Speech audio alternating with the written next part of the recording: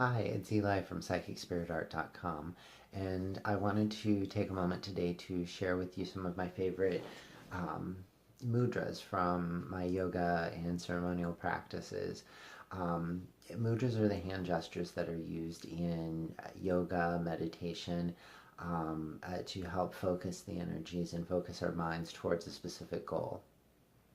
Um, Mudras are also used in some of the classical forms of Indian dance, such as Odissi and Bharatanatyam, but more to kind of characterize the different characters that they may be dancing in those pieces. And there is a lot of crossover between the mudras that are used for ceremonial or for meditation purposes, excuse me, and those that are used in the traditional forms of dance. I did want to just share a few of my favorites today. The first um, mudra that I wanted to touch base on is called the skunk mudra, which translates to the shell mudra. And this is one that is used to enhance and grow our intuition as well as to help us trust our intuition more. It helps to quiet the mind and to bring the focus more inward. And essentially, uh, you just very lightly bring the four fingers in down to the palm, forming kind of a loose fist, and with the opposite hand, just kind of create a sort of shell, and then touch the thumb to the top of the middle finger, or the space between the middle finger and the ring finger, and just let it rest gently. And you can rest this in your lap while focusing the energies on developing your own intuition. I find this is very good for helping me to gain insight into situations where I'm feeling a bit overwhelmed in my personal life, and to sort of spur my own intuition in that way. The next mudra I wanted to touch base on is called the Vayu mudra, and the Vayu mudra, Vayu translates to wind, and um, from the mental standpoint, the Vayu mudra helps us to uh, set our intentions, to bring our mind into focus, and really hone in on a singular point, which, if you know me, is very, very helpful for me because I have the oh pretty shiny ooh look a squirrel syndrome going on constantly. So there are several different versions of the Vayu Mudra. This is the one that I tend to use, and you start with the palm, and then you just bend the pointer finger down, and then rest the thumb just below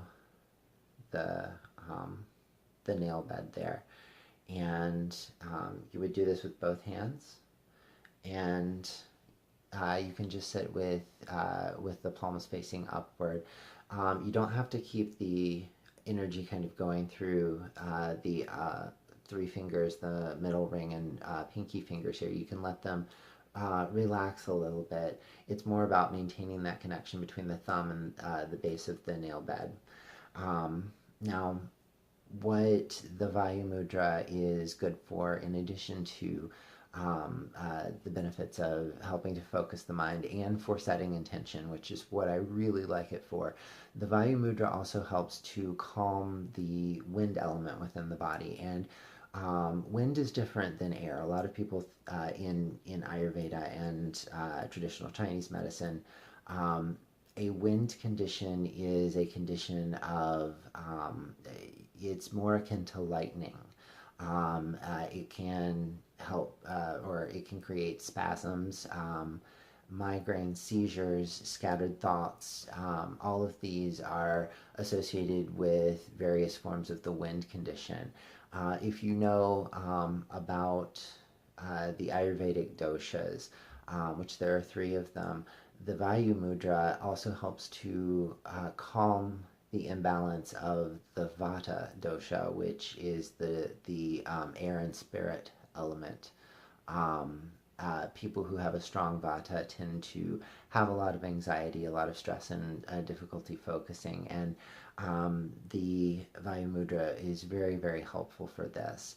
Um, now, the next mudra is kind of a fan favorite. It's called the Kubera Mudra, and the Kubera Mudra is utilized to help manifest more abundance and prosperity. It also helps us to turn our insight inward, and helps us to find a balance between that sort of capitalistic mindset that I need, I want. But it also helps to bring us back to a place of being centered with what it is that we're hoping to manifest, what it is that we're hoping to bring in, so that we can have a more clear perception of what it is we're manifesting. And the Kubera Mudra is uh, another fairly easy mudra here. You simply fold the last two fingers down, the pinky and the ring finger, and then gently touch the pointer and middle fingers to the tip of the thumb. You can allow your hands to rest palm face up on your knees if you're sitting cross-legged, or just up on your lap.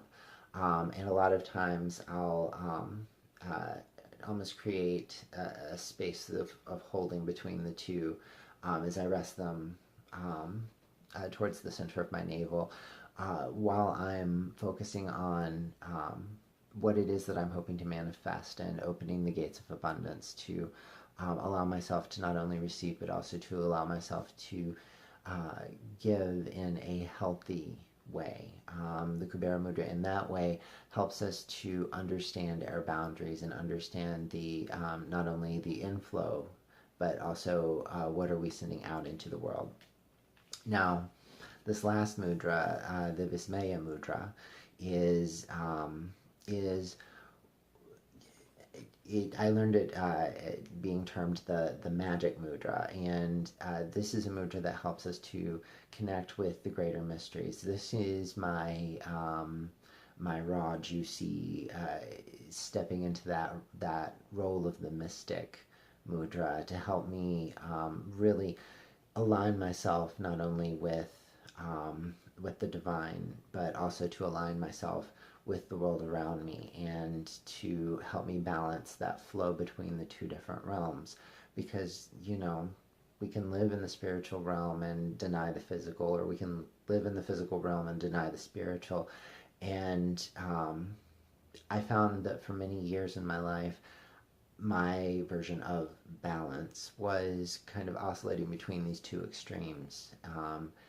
And the Vismaya Mudra, working with it really helps me to come to a healthier understanding that that you can't just fly back and forth between the extremes, that magic is in the moment, that the world really is this space of a co-creative adventure.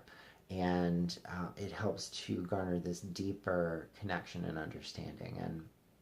And what the Vismaya Mudra, it's another open palm mudra, but the index finger bends to about the first knuckle on the thumb, and then the middle finger comes to the tip of the thumb. And what you would do is, with both hands, just allow these to sit once again on the knees or on the lap, palm face up, helping you to invite that sense of mystery and awareness in. Mudras are effective in sitting in meditation, and also too, I like to incorporate them into my ceremonial and ritual practice. The the big question that a lot of people have is, how long do you have to sit in meditation with these mudras for them to be effective? And usually I tend to sit for stints of about 10 minutes at a time with the mudras. and if I really want to increase the intensity, instead of sitting for a longer period of time, I'll sit for multiple 10-minute sessions throughout the day instead of trying to sit with my hands cramping up in the same position, trying to keep my mind focused in a meditation session, um, uh, pushing 30, 45 minutes, sometimes an hour. Um, this is how I tend to work, by incorporating it into the little bursts throughout the day instead of, like I said, instead of like a marathon meditation session. I also tend to utilize them when I'm working with candles and prayer work to help me really get a firmer connection into the work that I'm doing. So these have been my favorite meditation mudras, meditation and ritual use mudras. There's tons more, and they are really, really simple, elegant, and powerful ways for you to be able to incorporate a new tool into your practice. So thank you so much for taking the time to watch this video. I hope you have enjoyed it, and I hope that you are able to find some use in these wonderful new little tools. Brightest blessings.